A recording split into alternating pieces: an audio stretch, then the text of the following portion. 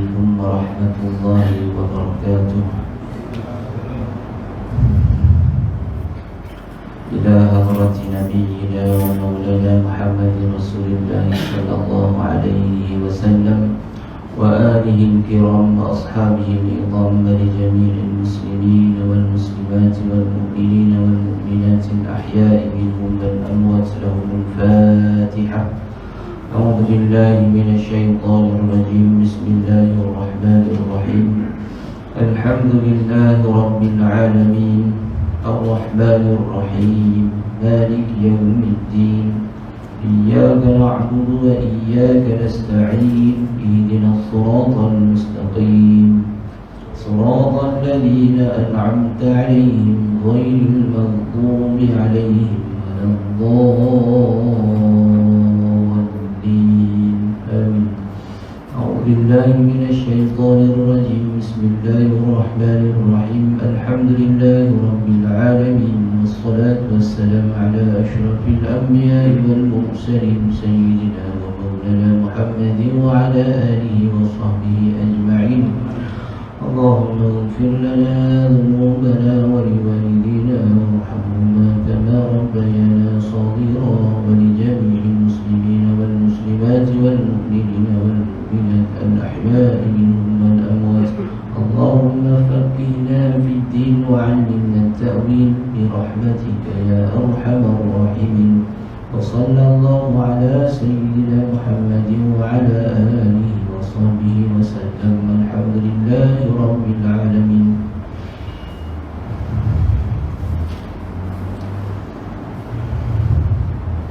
الحمد لله والصلاة والسلام على رسول الله وعلى آله وصحبه ومن والاه. قال رب اشرح لي صدري ويسر لي أمري واحلل عقدة من لساني يفقه قولي.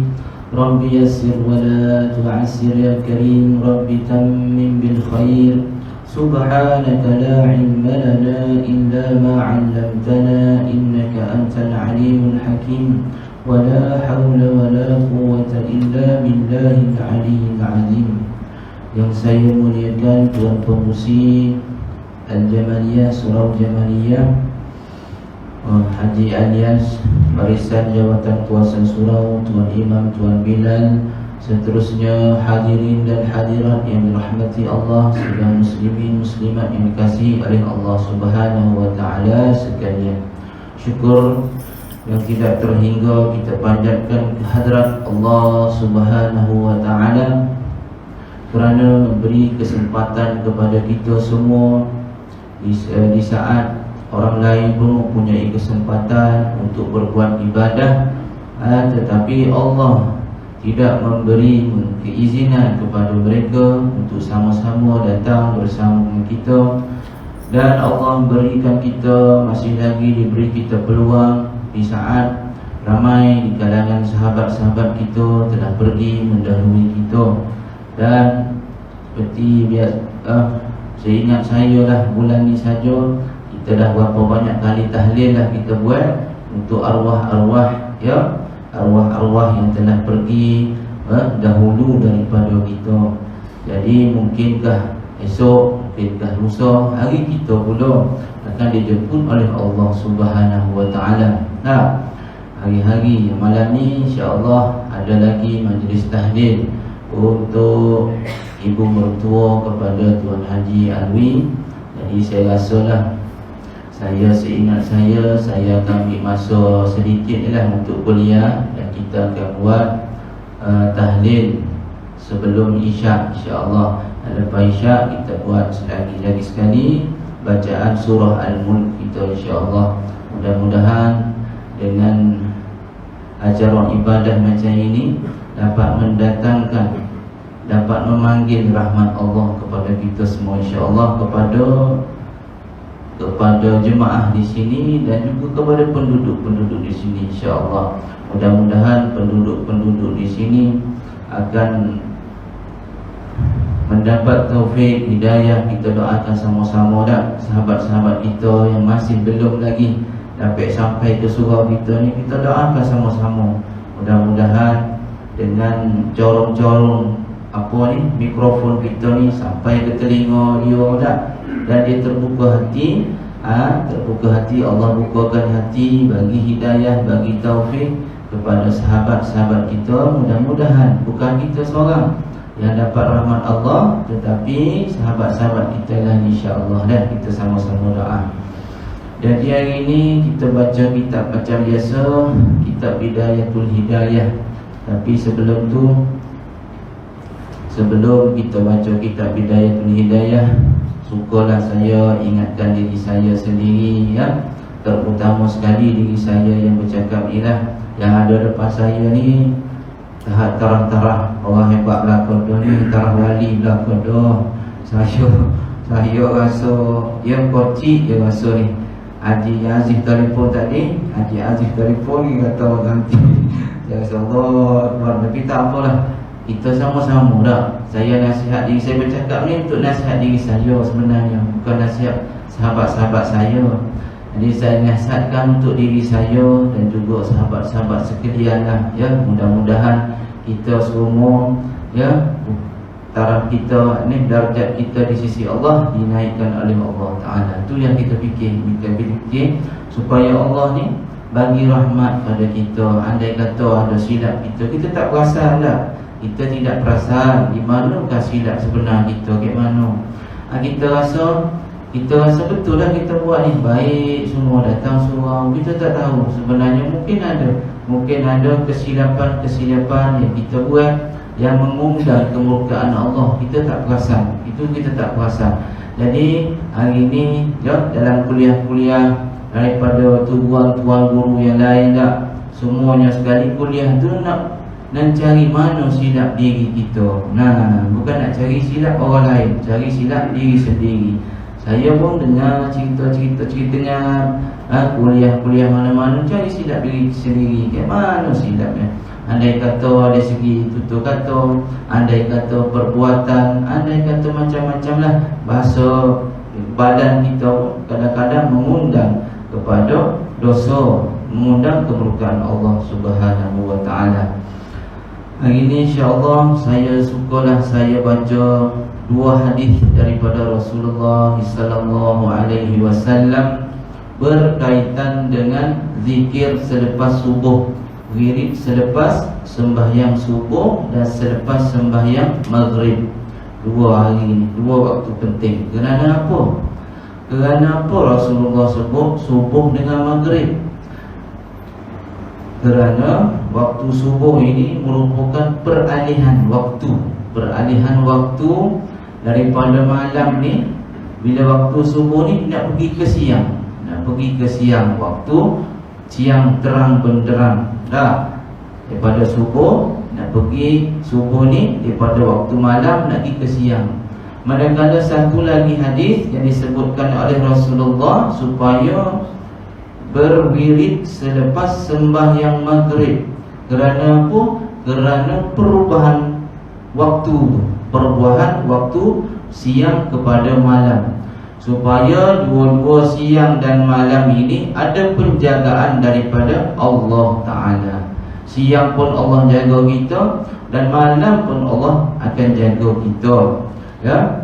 Ini satu hadis yang diriwayatkan oleh Abu Dzar radhiyallahu anhu di dalam kitab Al-Adhkar, kitab zikir-zikir yang warid daripada Rasulullah sallallahu alaihi wasallam, bahawa Rasulullah sallallahu alaihi wasallam bersabda, "Man qala fi duburi salatil fajri wa huwa thanin rijlaihi qabla an yatakallama لا إله إلا الله وحده لا شريك له له الملك وله الحمد يحيي ويميت وهو على كل شيء قدير 10 مرات كتب له 10 حسنات ومحيت عنه 10 سيئات ورفع له 10 درجات وكان يومه ذلك في حرز من كل مكروه وحرس من الشيطان ولم ينبغي لذنب أن يدركه في ذلك اليوم إلا الشرك بالله. Erti hadis ni, barang siapa yang selepas salat subuh sambil melipat kedua kakinya dan sebelum berbicara kepada yang lain membaca La ilaha illallah wahdahu la syarika lah, lahul mulku wa lahul hamdu yuhyi wa yumit wa huwa ala kulli syai'in qadir, sebanyak 10 kali, maka akan diberikan kepadanya 10 pahala, dihapuskan darinya 10 dosa, diangkat darjatnya 10 darjat. Pada hari itu dia dijaga dari segala yang tidak disukainya, dikawal dari godaan syaitan, dan tidak layak bagi dosa untuk menimpanya di hari tersebut selain dosa syirik kepada Allah Ta'ala. Jadi hadis ni jelas kepada kita, selepas sembahyang subuh ini warid daripada Rasulullah sallallahu alaihi wasallam. Rasulullah kata, siapa-siapa baca selepas sembahyang subuh La ilaha illallah sebanyak wahdahu la syarikalah hingga wa huwa ala kulli syai'in qadir sebanyak 10 kali. Selepas istighfar astaghfirullah, astaghfirullah, astaghfirullah 3 kali, kemudian sambung dengan la ilaha illallah wirid ni sebanyak 10 kali, tanpa beralih daripada tempat duduk dan tanpa mengubah kedudukan asal semasa sembahyang, semasa tahiyat akhir tadi. Dan sebelum berkata apa-apa, maka pahalanya ialah diberi 10 kebaikan pada waktu, pada hari itu. 10 kebaikan ni, sahabat ni, muslimin yang dirahmati Allah, dan 10 kebaikan ni Allah bagi ni tak sama dengan 10 satu kebaikan yang manusia bagi pada manusia. Berbalas kebaikan. Saya bagi sahabat saya 1 kilo gula lah, sahabat saya balas saya 1 kilo gula juga. Tak? Sama-sama berbalas kebaikan. Tapi kebaikan yang Allah bagi kepada manusia ni tidak sama. Tidak sama. Jadi kita rebut peluang ni, 10 kebaikan yang Allah bagi, dan seterusnya dihapuskan darinya 10 dosa. Dah 10 dosa. Kita tak tahu dalam apa panggil suratan amalan kita ni yang ditulis oleh malaikat Raqib dan Atid ni, kita tak tahu berapa banyak dia menulis tentang dosa yang kita buat. Jadi setiap pagi selepas subuh, cara dia nak hapuskan dosanya ialah dengan cara baca ni. Seterusnya diangkat darjatnya 10 darjat di sisi Allah. Pada hari itu dia dijaga daripada segala yang tidak disukainya, dikawal dari godaan syaitan, dan tidak layak ditulis dosa baginya melainkan dosa syirik kepada Allah. Syirik pada Allah, Allah tak ampunlah. Itu antara kelebihan la ilaha illallah wahdahu la syarikalah, lahul mulku wa lahul hamdu yuhyi wa yumit wa huwa ala kulli syai'in qadir, sebanyak 10 kali. Dan satu lagi, datangnya sebuah hadis yang diriwayatkan oleh Harith At-Tamimi, seorang sahabat Rasulullah sallallahu alaihi wasallam. Baginda berbisik kepadanya, Rasulullah berbisik kepada Ibnu Harith At-Tamimi, idza insarafta min salatil maghrib faqul Allahumma ajirni minan nar 7 marratin, fa innaka idza qulta dhalik thumma mutta min laylatika kutiba laka jiwarun minha, wa idza sallaita as-subha faqul kadhalik fa innaka in mutta min yawmika kutiba laka jiwarun minha. Ini hadis yang seterusnya tentang sembahyang maghrib. Artinya selepas salat maghrib, ucapkanlah olehmu, Allahumma ajirni minan nar, ya Allah, lindungilah aku dari api neraka sebanyak 7 kali.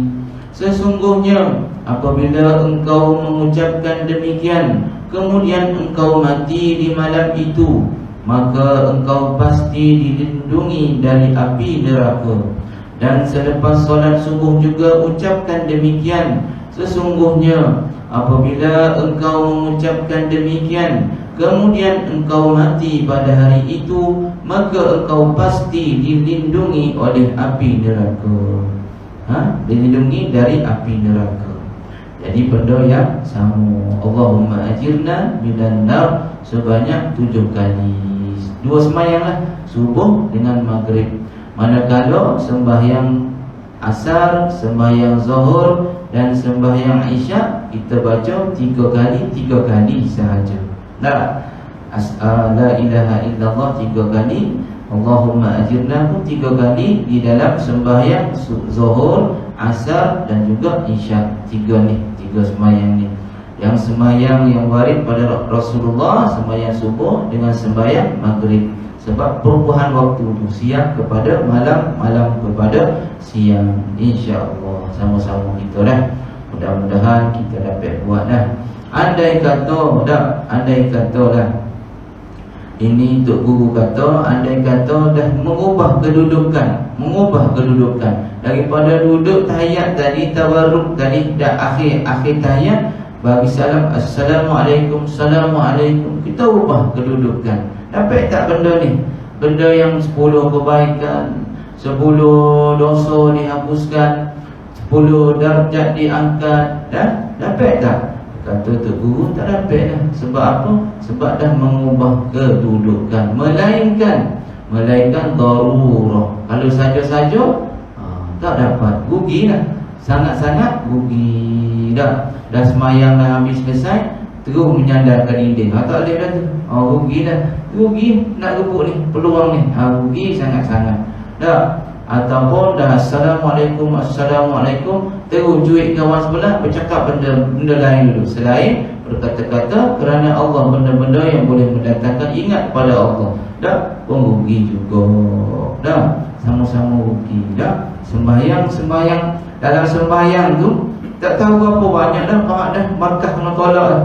Sembahyang kena tolak dalam markah kita, dalam sembahyang 27 darjat sembahyang jemaah ditolak. Tinggal berapa? Kat mana kita nak cari balik ni? Nak cari balik di dalam wirid sembahyang tadi. Dalam wirid sembahyang subuh, dan wirid sembahyang asar, maghrib, dan juga wirid sembahyang lain, insya-Allah taala. Dan Rasulullah juga kata kepada kita semua supaya kita ambil peringatan, siapa-siapa yang membaca ayatul kursi selepas sembahyang, tiap-tiap sembahyang fardu, maka Allah akan menjaganya. Menjaga daripada mana? Daripada api neraka juga. Neraka Allah pun dapat dibentengkan dengan ayat-ayat al-kursi, ayat kursi. Rugilah kalau kita tak baca.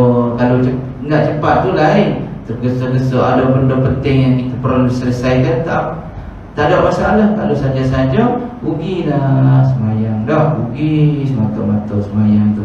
Jadi kita nak berkah lebih-lebih, buatlah yang Rasulullah suka, insya-Allah. Jadi saya baca sikit lagi daripada mafhum Rasulullah sallallahu alaihi wasallam. Dia kata, Rasulullah berkata di dalam mafhum hadis ini, ada beberapa golongan yang selamat daripada fitnah kubur. Ada beberapa golongan yang selamat daripada fitnah kubur. Fitnah kubur ujian-ujian dalam kubur yang kita tak tahu macam mana dalam kubur tu lah. Ada orang yang dihimpit dengan himpitan kubur, sehinggalah hari kiamat esok dikapit je. Yang lahat dia tu kapit ni, dia punya ni, dada ni dikapit, rasa sepit dalam kubur tu.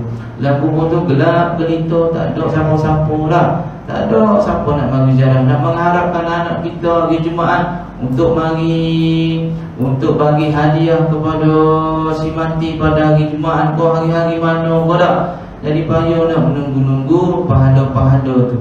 Pahala datangnya pahala selawat, datangnya pahala zikir, datangnya pahala tahlil yang kita hadiahkan kepada ibu bapa kita tu sampai dan akan membantu si mati dalam kubur. Nah, jadi Rasulullah kata ada 3 golongan yang selamat daripada fitnah kubur. Yang pertama sekali iaitu orang yang mati syahid.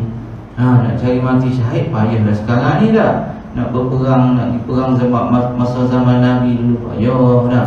Yang kedua iaitu golongan yang kedua, orang yang menjaga perbatasan perang.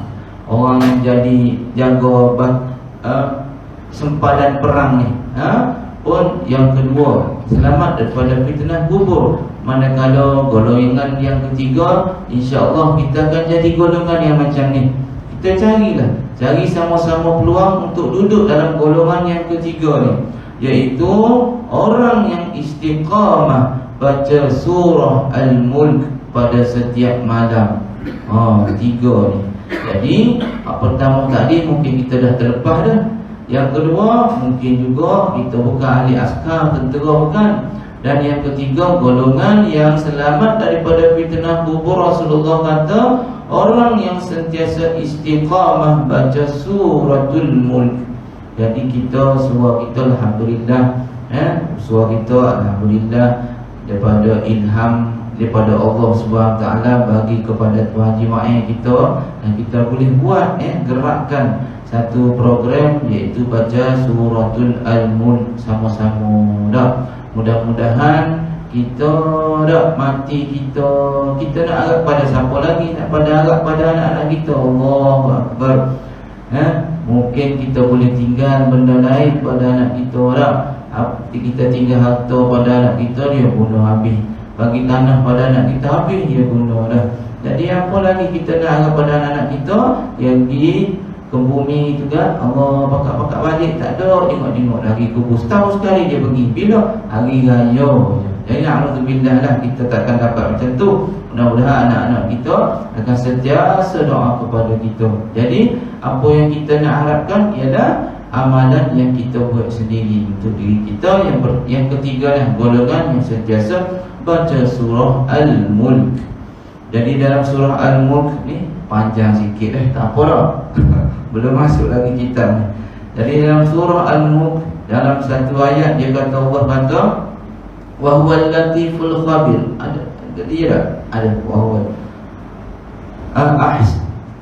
alladhi khalaqal mauta wal hayata liyabluwakum ayyukum ahsanu amala. Jadi situ kita highlight pada kalimah ahsanu amala.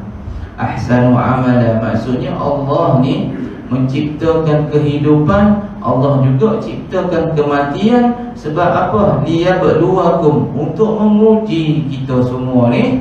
Ayyukum, manakah antara kita ni ahsanu amala, yang baik amalannya, yang terbaik amalannya.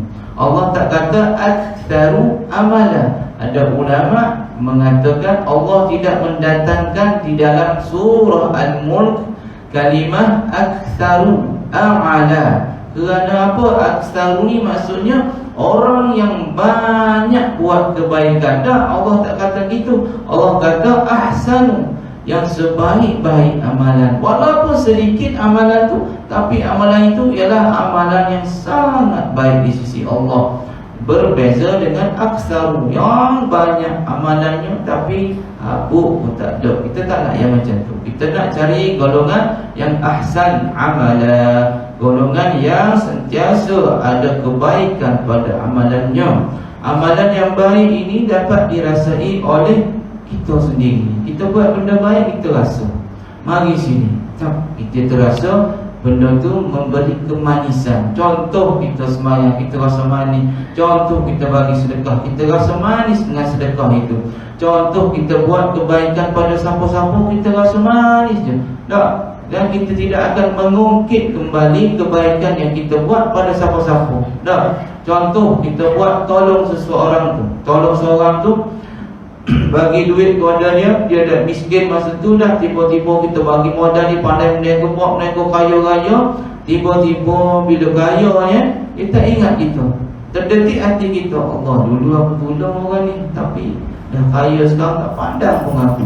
Itu bukan bermakna amalan kita buat tolong dia tadi tak bagi kebaikan pada kita. Kita rasa mari satu detik macam tu. Orang yang rasa ikhlas tolong orang ni, dia tidak rasa apa-apa lagi. Dia bagi dah, habis dia tak fikir lagi dah. Kita nak yang macam tu, insya-Allah taala dah. Jadi mudah-mudahan kita sama-sama sentiasa istiqamah buat benda baik dah. Sentiasa istiqamah buat benda baik, tak kira di mana-mana sajalah. Tak kira di hadapan manusia ataupun belakang manusia, kita sentiasa dorongkan diri buat benda baik, buat benda baik. Benda baik ni kita rasa tu dia datang daripada benda baik kita buat tu, dia datang daripada kita sendiri. Kita rasa buat benda baik itu, kita rasa seronok. Nak cari keseronokan tu lah. Cari keseronokan, kemanisan buat benda baik itu payah sikit. Perlu kepada keikhlasan daripada dan juga pertolongan daripada Allah Subhanahu Wa Taala. Saya rasa sekadar itulah malam ni, boleh dah. Sekadar itu saja. Jadi saya tak baca kitab ni. Jadi insya-Allah kita jumpa pada tahun depan insya-Allah. Saya baca kitab ni pada tahun 2022 nanti insya-Allah. 2021 ni dah habis dah. Jadi insya-Allah mudah-mudahan saya doakan semua sekali jemaah-jemaah kita semua berada di dalam kebaikan, berada di dalam pengawasan Allah Subhanahu Taala dan penjagaan daripada Allah Subhanahu Taala. Dan mudah-mudahan andai kata Allah cabut nyawa kita sama ada malam ini ataupun besok hari, mudah-mudahan diberikan kekuatan kepada kita untuk menyebut la ilaha illallah sama ada di mulut kita ataupun di dalam hati kita, sentiasa terdetik sebanyak detiknya jantung kita tu sebagaimana kita sebut la ilaha illallah. Detikkan hati kita la ilaha illallah.